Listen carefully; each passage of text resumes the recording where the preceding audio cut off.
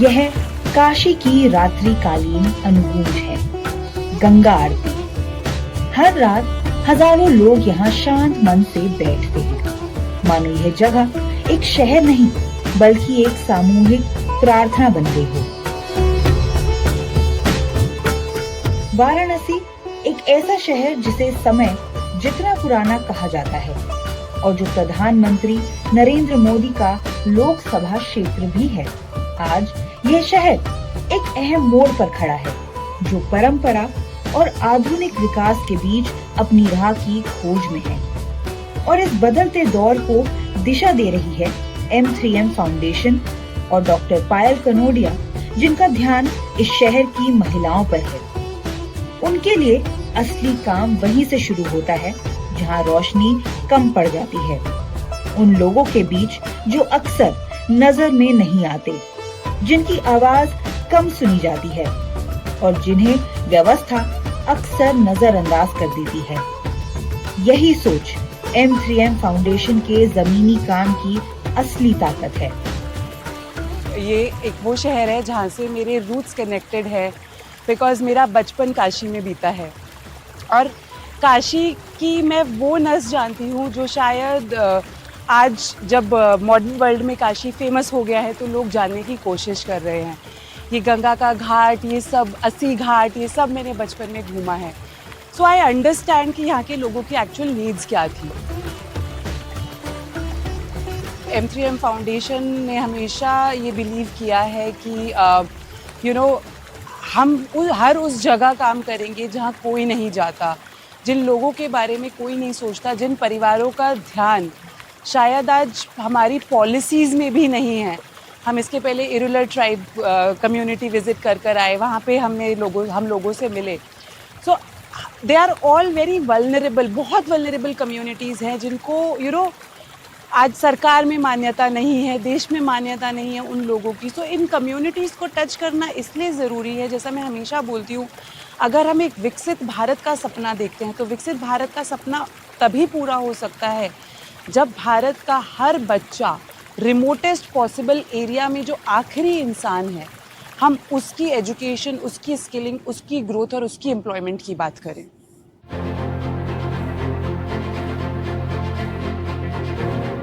M3M foundation एक दूरदर्शी संकल्प के साथ एक नई पहल की शुरुआत कर रहा है। वाराणसी के ग्रामीण क्षेत्र बैरवन गांव में आयोजित इस सम्मेलन से पायल एट 40 अभियान का आगाज हुआ। 1 साल का मिशन जिसका लक्ष्य है देश भर में 40,000 महिलाओं को सशक्त बनाना। यह सिर्फ एक प्रोग्राम नहीं बल्कि एक प्रतिबद्धता है जो सीमाओं से परे जाती है।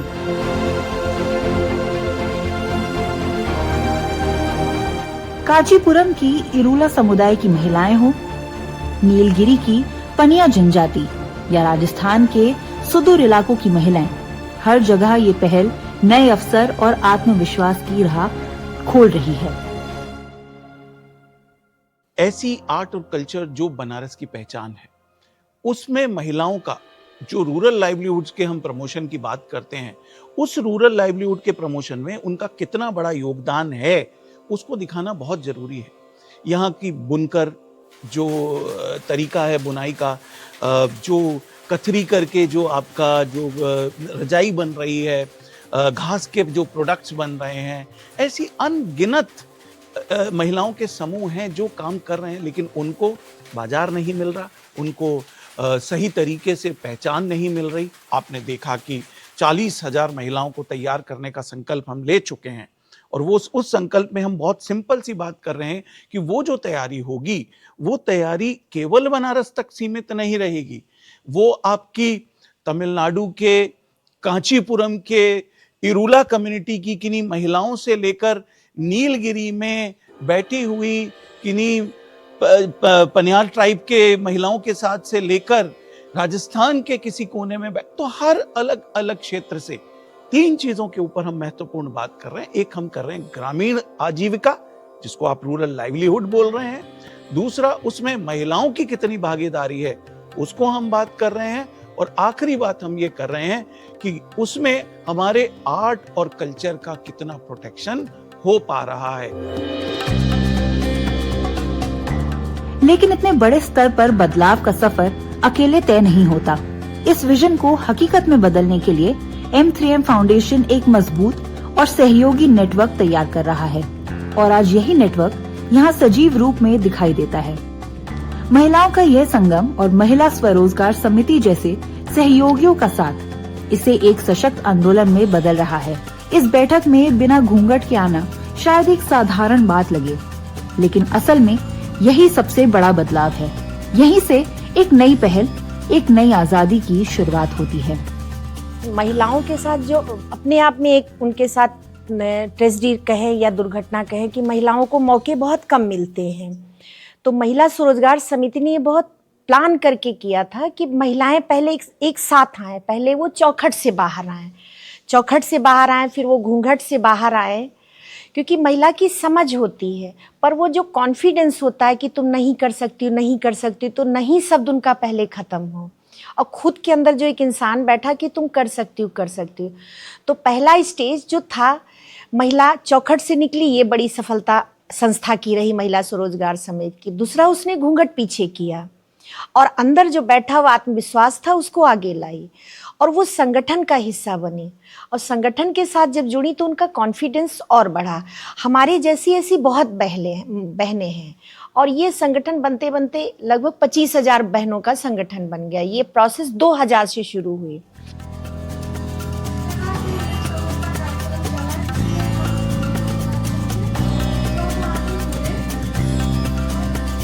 घूंघट से निकलकर एकजुट होने तक का ये बदलाव साफ दिखता है। बैरवन गांव की ललिता जैसी महिलाओं के लिए घर से बाहर आकर मंच पर बोलना आसान नहीं था। इसके लिए उन्हें समाज की बातें और अपने चरित्र पर सवाल भी सहने पड़े। तो लोगों के की जो मानसिकता होती है कि घर से बाहर निकलेंगी तो ऐसी हो जाएंगी, महिलाएं ऐसी हो जाएंगी, वो अच्छी महिलाएं नहीं होती हैं, उनके चरित्र पे बहुत सारे सवाल उठाए जाते हैं।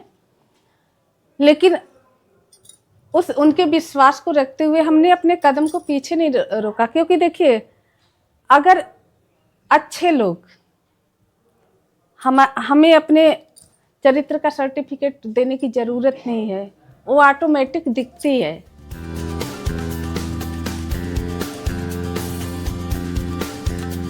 यहीं रुककर हमें इस बदलाव की असली ताकत को समझना होगा कि 25,000 महिलाओं का एक साथ आकर संगठन बनाना अपने आप में बहुत बड़ी बात है। यह सिर्फ एक उपलब्धि नहीं, बल्कि एक नई शुरुआत है और M3M फाउंडेशन के साथ यह सफर अब आगे बढ़ने लगा है। बहुत सारे ऐसी चीजें हैं जहाँ पे महिलाओं को अभी इन्वॉल्व नहीं किया गया है, तो मेरा कहना है कि वो हर जगह पे महिलाएं इन्वॉल्व हों। कोई काम, मेरे एक सुई बनाने से लेकर जहाज उड़ाने तक का काम महिला कर सकती है। कोई काम ऐसा नहीं है जो नहीं कर सकती है। महिला बच्चे भी पैदा कर सकती है, लेकिन पुरुष नहीं कर सकते हैं एक काम। तो वो बहुत सारे काम है जो महिलाएं, और मेरी यही चाहत है कि महिलाएं सारे काम में इन्वॉल्व हों। जब सही माहौल और सहयोग मिलता है तो एक महिला की क्षमता की कोई सीमा नहीं होती। इसी को समझते हुए डॉक्टर पायल कनोडिया और M3M फाउंडेशन ने वाराणसी में बड़े बदलाव लाने का संकल्प लिया है। स्थानीय लोगों और वैश्विक विशेषज्ञों को एक मंच पर लाकर उनका उद्देश्य एकदम साफ है। विरासत से विकास, यानी परंपरा से जुड़कर ही आगे बढ़ना संभव है। ब्रेक के बाद मिलते हैं बबीता से, उनके सिलाई केंद्र पर, जहां M3M फाउंडेशन गांव की महिलाओं को हुनर सिखाकर उन्हें सशक्त बना रहा है। साथ ही देखेंगे वाराणसी के दुर्गा घाट पर पेशवा काल की 2 ऐतिहासिक इमारतों का भव्य पुनर्निर्माण।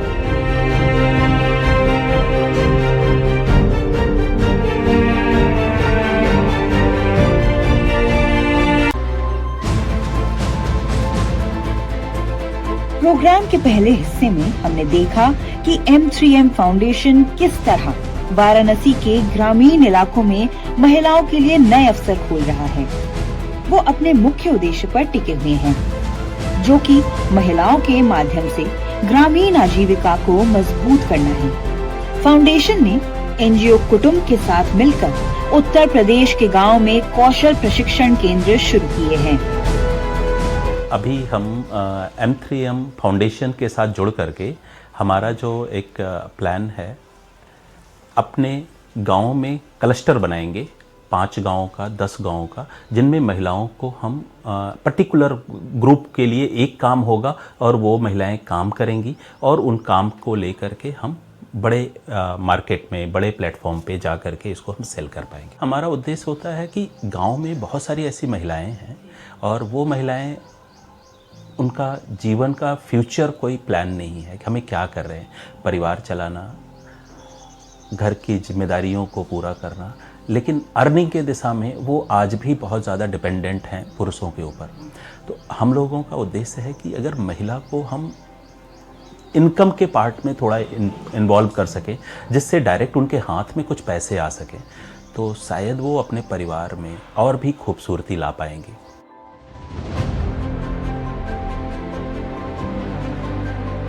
वाराणसी की ज्योग्राफी 2 अलग दुनियाओं जैसी है। एक तरफ व्यस्त महानगर और दूसरी तरफ 8 विकास खंडों और लगभग 700 गांव में फैला ग्रामीण इलाका। इन्हीं गांव में से एक में रहती हैं बबीता। वे खुद एक अनुभवी दर्जी हैं और उन्होंने अपने घर को ही आसपास की 20 महिलाओं के लिए सिलाई सीखने का केंद्र बना दिया है। पहले जैसे आदमी तो लोग निर्भर थे ही अपने पर, तो महिलाएं, लड़कियां नहीं थी ना, केवल घर में काम करती थी, चूल्हा चौका बर्तन रोटी पानी यही सब ना। अब तो दूसरे पर निर्भर थी कि कोई कमा के लाएगा तब हम मतलब कुछ खरीदेंगे या ओढ़ेंगे, पहनेंगे, अपना ज़रूरत पूरा करेंगे। इसीलिए अब लड़कियों को, महिलाओं को निर्भर होना पड़ रहा है कि अपने खुद पर निर्भर हो, कमाओ, खाओ, अपना ओढ़ो, जो ज़रूरतें हैं, आवश्यकताएं पूरी करो। कह रहे हैं कि ये बैच 6 महीने तक चलता है। 6 महीने में कुछ लड़कियां जो 20 में से 10 तो फाइनल अच्छे से सिल लेती हैं, तो 6 महीने में अपना सिलना शुरू करेंगी। तो इसलिए चाहते हैं कि उन लोगों के लिए भी रोजगार कोई आए, वो अपना काम करें, वो ऐसे बैठे न रहें।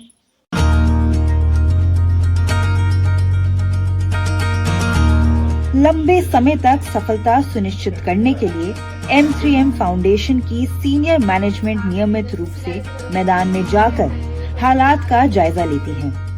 ये दौरे सिर्फ निरीक्षण नहीं होते, बल्कि यह समझने के लिए जरूरी होते हैं कि महिलाओं की क्या जरूरतें हैं और कहाँ कमी है, ताकि वह सीखने वाली से कमाने वाली बन सके। लेकिन सशक्तिकरण की ये पहल सिर्फ गांव तक सीमित नहीं है, यह नदी के साथ साथ शहर के दिल तक भी पहुंचती है। जैसे ही हम 80 घाट की ओर बढ़ते हैं, जगह और काम का तरीका बदल जाता है, लेकिन अंतिम उद्देश्य वही रहता है। यहाँ जहाँ पौराणिक कथाएं और करीब 3000 साल पुराना जीवंत इतिहास एक साथ मिलता है, M3M फाउंडेशन काशी की इस पुरानी परंपरा में आधुनिक रोजगार के नए तरीके जोड़ने की कोशिश कर रहा है। इस शहर को थामे हुए 84 घाटों में से हमारा ठिकाना है दुर्गा घाट। इसकी स्थापना 1772 में हुई थी और बाद में इसे प्रसिद्ध नाना फडणवीस ने फिर से बनवाया। इसकी किले जैसी दीवारें सदियों से खड़ी हैं। आज यही दीवारें खासकर विट्ठल मंदिर और एकनाथ भवन एक नए बदलाव की गवाह बन रही हैं। यह बदलाव सिर्फ पत्थरों की मरम्मत तक सीमित नहीं है, बल्कि समाज में संवेदनशीलता और बदलाव लाने की कोशिश भी है। यहाँ पे हम विश्व मांगल्य सभा के साथ मिलकर एक दुर्गा घाट पे पुरानी धर्मशाला है, उसका पुनर्निर्माण का काम कर रहे हैं और विट्ठल मंदिर का शिलान्यास का भी काम चल रहा है। तो उसमें यहाँ का पहला वो धर्मशाला बनेगा जहाँ पे गरीब यात्रियों को मुफ्त में भोजन दिया जाएगा, क्योंकि यहाँ पे इतने गरीब यात्री आते हैं और उनके पास खाने के लिए कुछ नहीं होता, 2-2 दिन रहने की जगह, तो उनको मुफ्त में भोजन दिया जाएगा। And when you talk about, जब आप काशी की बात करते हो तो काशी से सबसे पहले कल्चर और हिस्ट्री वो याद आती है। सो दुर्गा घाट और ये धर्मशाला प्लस जो एक फडनवीस वाड़ा है उसका पुनर्निर्माण हो रहा है। So we are also trying to revive the culture of our country here. योजना काफी विस्तृत है। जब M3M की नेटवर्क टीम विश्व मांगल्य सभा के साथ बैठती है तो बातचीत थोड़ी उद्देश्यपूर्ण और भागीदारी वाली सोच की ओर बढ़ती है। यह सिर्फ एक निर्माण परियोजना नहीं, बल्कि काशी की ऐतिहासिक विरासत और उसके आधुनिक भविष्य के बीच एक पुल है, जिसमें खास तौर पर महिलाओं के विकास से जुड़े प्रयासों को प्राथमिकता दी गई है। फिर धीरे धीरे जैसे भगवान विट्ठल जी का पंढरपुर में मंदिर है जो चंद्रभागा नदी के तट पर है, तो हमने सोचा यहाँ गंगा जी के तट पर यही विट्ठल मंदिर का निर्माण, पुनर्निर्माण हम फिर से करेंगे। तो पंढरपुर के मंदिर का रिप्लिका, उसकी प्रतिकृति यहाँ पर निर्माण करने का प्रयास यहाँ पर चल रहा है। तो अन्नदान हो, अन्न की सेवा हो यहाँ पर, और एक अच्छा मंदिर यहाँ पर बने, ऐसा यह प्रयास है। साथ ही साथ इससे लगकर एकनाथ भवन है, तो उस एकनाथ भवन को भी हमने विस्तारित किया। और यह कॉम्प्लेक्स बनाने में M3M फाउंडेशन के चेयरमैन पायल कनोडिया, इनसे चर्चा हुई तो उनको भी यह दृष्टिकोण बहुत अच्छा लगा और M3M फाउंडेशन ने इस सारे जीर्णोद्धार में एकनाथ भवन के विस्तार के लिए बहुत सहायता, आर्थिक सहायता इसमें की।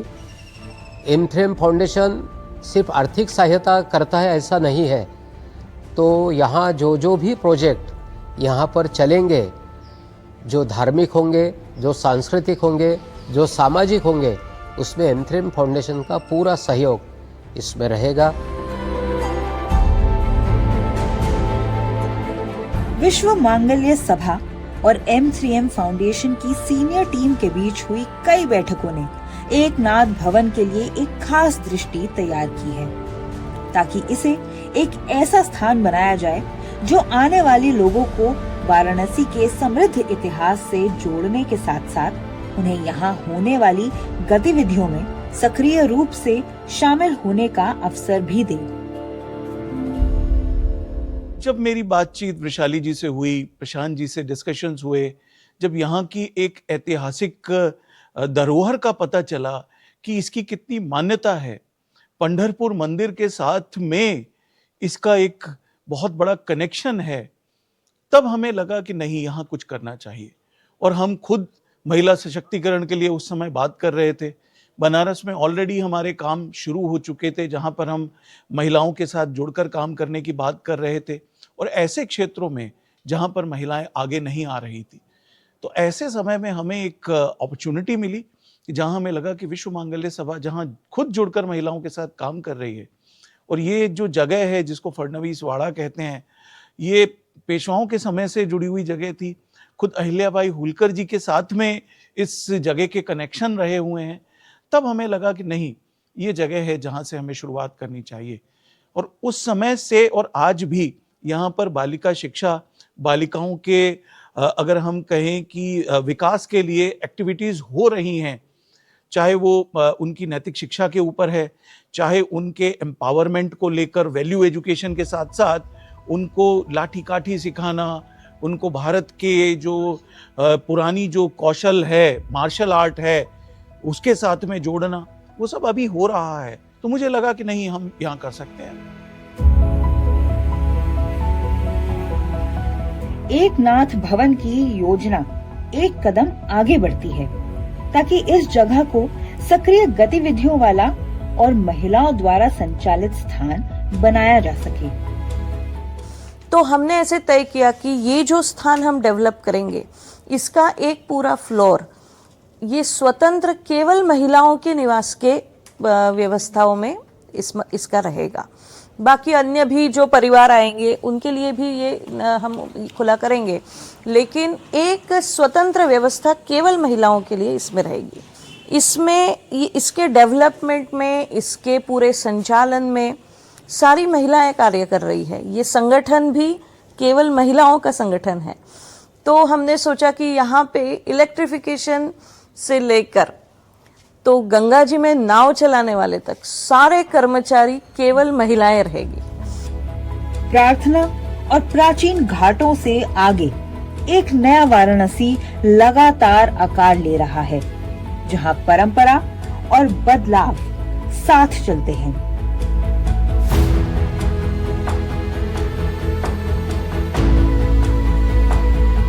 जहां यह पवित्र शहर अब सिर्फ आशीर्वाद लेने की जगह नहीं रहा, बल्कि वह स्थान बन रहा है जहां उत्तर प्रदेश की महिलाएं अपना भविष्य खुद गढ़ रही हैं।